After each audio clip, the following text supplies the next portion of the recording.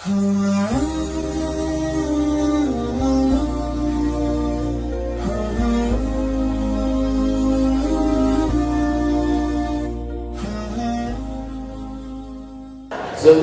dari malam saya niat sholat subuh, tapi saya bangunnya jam 6 pagi waktu setempat. Apakah masih boleh sholat? Ini bukan menanya, menawar.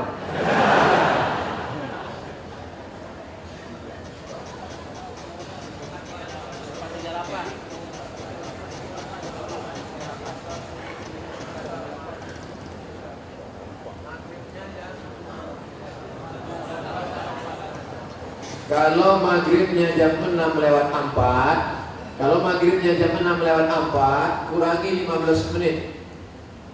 Begitu cara mengukur isyraq. Boleh sholat sunat isyraq itu 15 menit lewat syuruk. Syuruk matahari terbit.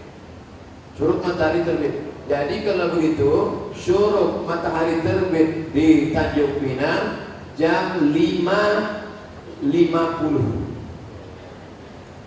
5.50 tambah 15 menit baru boleh sholat sunat isyraq jam 6 lewat 5. Itu jam kita ini imsak ada tapi isyraq tak ada. Cara mudah untuk isyraq, tengok maghribnya jam berapa maghribnya, begitu boleh isyraq. Kalau maghribnya jam 6 lewat 4, maka boleh sholat isyraq jam 6 subuh lewat 5. 15 menit sebelum itu subuh sudah habis. Maka di Tanjung Pinang untuk saat ini subuh sudah habis jam 5.50. Kawan, dia bangun jam 6. Ini kencing toilet setan juga. Oleh sebab itu jangan sampai tak sholat subuh. Bangun sholat subuh walaupun lambat jam 5.30. Ada waktu 20 menit lagi, jangan langsung sholat subuh, tapi qabliyah subuh. Karena qabliyah subuh khairun minad dunya wa ma fiha. Usolli sunnata subhi rak'ataini qabliyatan. Rakaat pertama qul ya ayyuhal kafirun. Rakaat kedua qul huwallahu ahad. Baru iqamat, baru sholat subuh. Jangan tinggalkan qabliyah subuh. Jangan tinggalkan qabliyah subuh walaupun terlambat. Seorang laki-laki pakai emas dalam sholatnya, apakah sholatnya sah? Emas itu bukan babi, kecuali dia membawa rantai babi baru Arab. Emas tidak. Emas kalau dipegang wudu kita tak batal, sholat kita pun tak batal. Tapi Nabi mengharamkan pakai emas. Ini mesti paham. Emas kalau kita masukkan ke kantong, dibawa sholat, Allahu Akbar, sholat sah. Tapi memakai cincin emas haram. Bapak-bapak yang pakai cincin emas, buka sekarang dulu. Tak ada gunanya pengajian. Tak ada gunanya pengajian. Nanti lah mubazir pengajian. Bapak-bapak yang sekarang pakai cincin emas, buka sekarang dulu. Tak perlu tunjukkan, pelan-pelan aja kita. Buka masuk. Balik dari sini, jual. Kalau batunya sayang, simpan. Mana tahu batunya zamrud, kecubung, permata, ikan, simpan. Ambil batunya, ikatkan dengan perak. Cincin saya emas putih Pak Ustaz. Emas putih itu emas. Emas putih itu emasnya 80, nikelnya 5. Emas putih itu emasnya 80%. Nikelnya 5%, peraknya 18%, peraknya 15%, maka warnanya putih, tapi dia emas juga. Jadi kalau mau buat cincin, perak saja. Ini cincin perak. Batunya zamrud asli, mereknya Casio, Casio. Pernah saya beli. Kalau sempatlah saya beli sekian puluh juta, lalu kemudian anak yatim tak sekolah, neraka jahanam tempat saya. Bisa pula anak yatim tak sekolah, cincin kita 30 juta. Pak, minta makan Pak, belum makan pagi, kata anak yatim di lampu merah kita.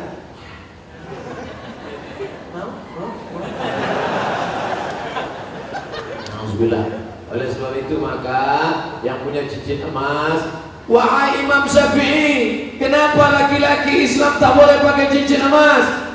Apa kata Imam Syafi'i? Robek hati orang miskin menengok cincin emas. Aku makan pun payah, kau sampai hatilah pula pakai cincin emas. Matilah kau cepat, kata dia. Hancur hati dia. Itu alasan ulama dulu. Tapi rupanya sekarang setelah ditemukan emas itu ada molekul-molekul kecil masuk ke dalam pori-pori, masuk ke dalam darah, masuk ke dalam jantung, menyebabkan penyakit Alzheimer, penyakit tua sebelum masanya, penyakit lemah tak bertenaga. Banyak orang barat yang sudah kena.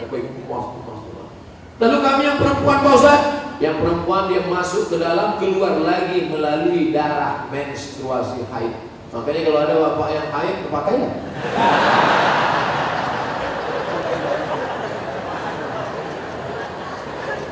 Saya selalu ketiduran, tak dapat sholat subuh. Orang yang tak sholat subuh karena ketiduran ada hadisnya. Man nama, siapa yang tidur walam yusalli, sampai tak sembahyang subuh, balas syaitanu fi uzuni, setan kencing di telinganya. Yang tadi tak sembahyang subuh, nah itu tertulis di sini, toilet setan. Makanya ceramahnya harus terus diamalkan. Balik dari sini, pergi ke toko jam di Tanjung Pinang, cari dia. Mbak, apa jam yang paling mantap di sini? Nah, ini satu. Tanya dia, ada tak jam yang bisa menyipak? Asal jam 5 menyipak dia, lempar. Ibu-ibu yang membangunkan lakinya, rahimallahu mura'atan, Allah mencurahkan rahmat pada laki-laki, aiqadha ahlahu, yang membangunkan istrinya untuk sholat subuh. Bangun mama bangun. Kan tweet bangun. Jaga-jaga ni.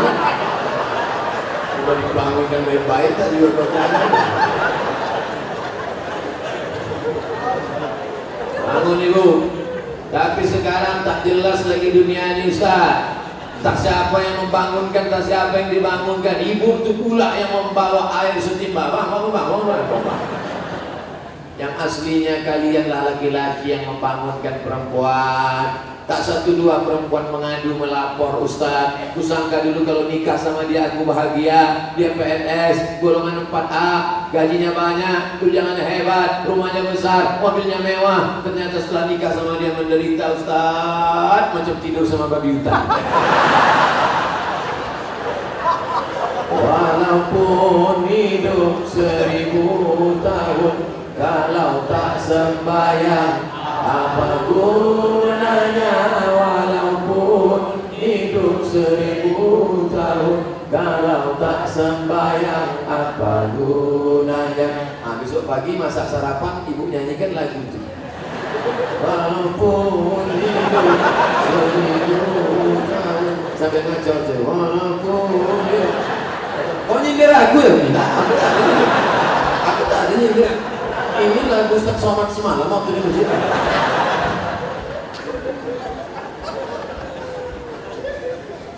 Ustaz, apa sah laki-laki sholat di rumah tapi tak di masjid? Laki-laki sholat di rumah, laki-laki solehah. Laki-laki sholat di masjid. Ini masjid kota Tanjung Pinang dibangun tapi tidak sesuai lagi dengan kota. Tidak sempat lagi bisa dilebarkan, parkir sudah sulit, masyarakat tertampung lagi. Makanya mesti dibangun nanti di lokasi yang baru, masjid yang lebih besar lagi. Amin. Yang ini tetap ramai, yang sana tetap ramai. Tengoklah, tak muat lagi orang sholat. Orang Tanjung Pinang ini kaya-kaya, tiang masjidnya emas.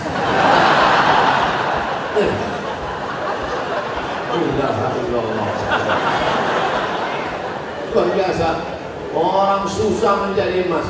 Laki-laki di Tanjung Pinang tak ada yang pakai emas, karena mereka mau menunjukkan kayanya bukan dengan cincinnya, tiang masjidnya emas.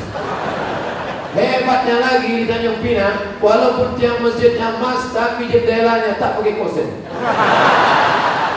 Menunjukkan apa? Aman.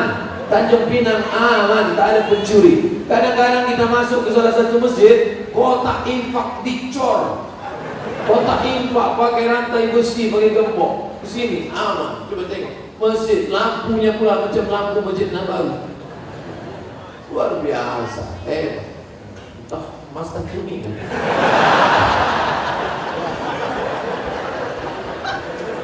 Apa maksud saya? Nikmat yang sudah besar ini maka dibalas dengan sholat berjamaah. Tapi rasanya mengajak orang Tanjung Pinang sholat berjamaah mubazir. Karena sholat berjamaah di Tanjung Pinang, coba tengok, melimpah ruah sampai tak muat keluar-keluar. Tengok, itu yang di luar-luar yang berdiri itu juga dapat pahala sholat berjamaah. Kalau sholat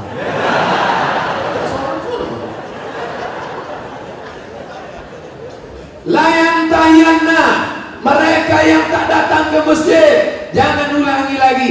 Yang sholat di kantor, yang sholat di rumah, yang sholat di kamar, jangan ulangi lagi, kata Nabi. Kalau kalian tetap sholat di rumah, la uharriqanna alaihim buyutahum, ku bakar rumah mereka.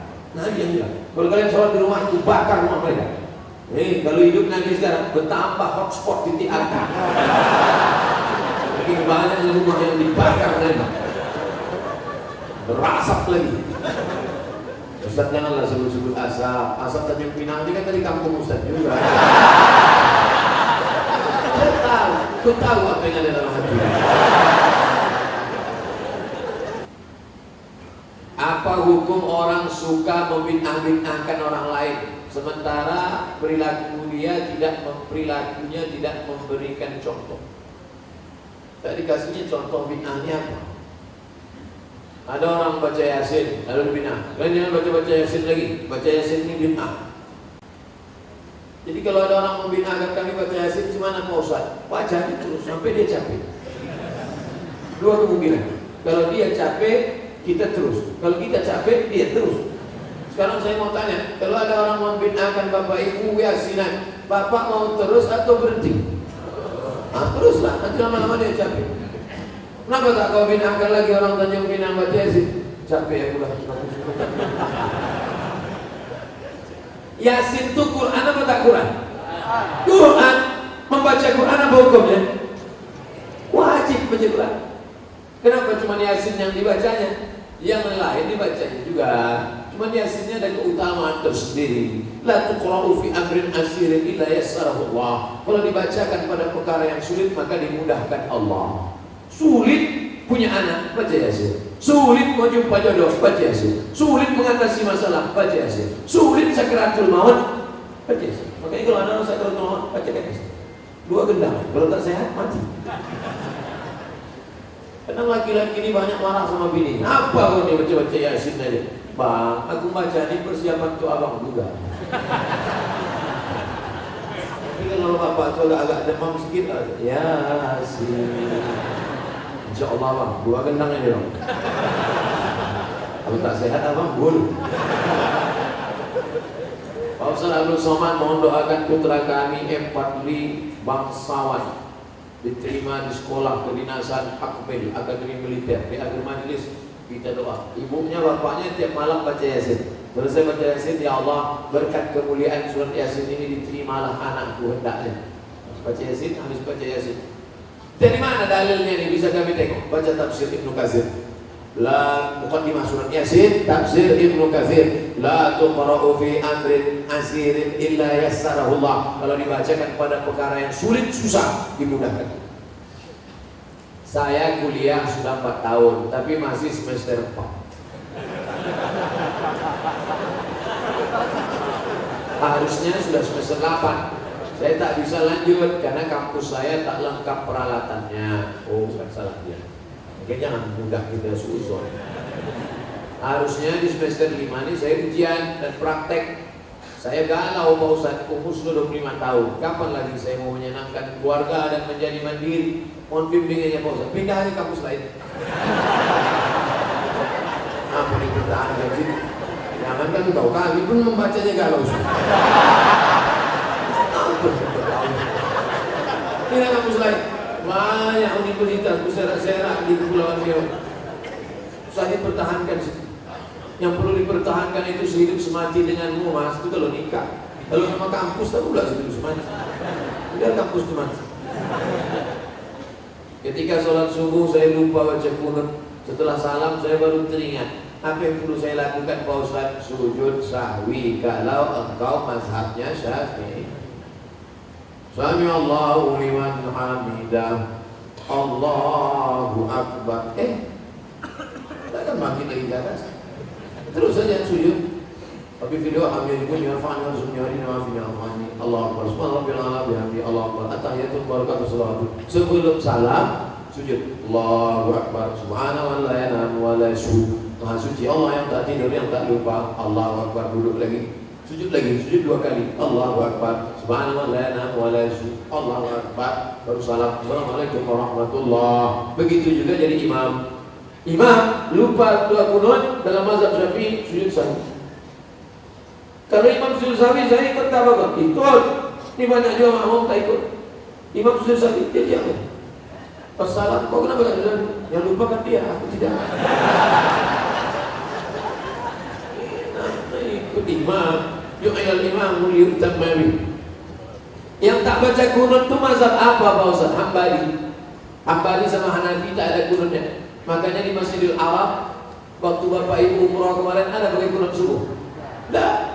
Masjidil Arab tak pakai kunut subuh karena imamnya mazhabnya Hambali sejak tahun 1924. Sejak 1924 mazhabnya Hambali. Sebelum itu Makkah itu mazhabnya Syafi'i. Terjadi revolusi King Abdul Aziz. Yang sekarang ini Salman bin Abdul Aziz menggantikan abangnya Abdullah bin Abdul Aziz, menggantikan abangnya Fahad bin Abdul Aziz, menggantikan abangnya Khalid bin Abdul Aziz, menggantikan abangnya Faisal bin Abdul Aziz, menggantikan abangnya Su'ud bin Abdul Aziz, menggantikan ayahnya King Abdul Aziz. Jadi sejak Abdul Aziz geng ini aja dia bermazhab Hambali. Sebelum itu dulu mazhabnya Syafi'i. Dulu mazhab paling besar di Makkah itu mazhab Syafi'i. Nama orang yang terakhir menjadi penguasa Makkah keturunan Nabi Muhammad namanya Syarif Aunur Rafiq. Aunur Rafiq. Aun pertolongan, Rafiq Allah SWT. Aunur Rafiq pertolongan Allah SWT. Saya telah selesai subuh. Setelah itu datang orang ngajak sholat lagi. Apakah boleh saya sholat lagi Pak Ustaz? Ngajak-ngajak makan lah. Ngajak sholat. Kata orang sekarang, kalau ngajak-ngajak makan lah, mau pulang ngajak sholat. Apakah ada tradisi zaman sahabat Nabi ngajak sholat? Ada. Hadisnya sahih. Nabi sholat di masjid.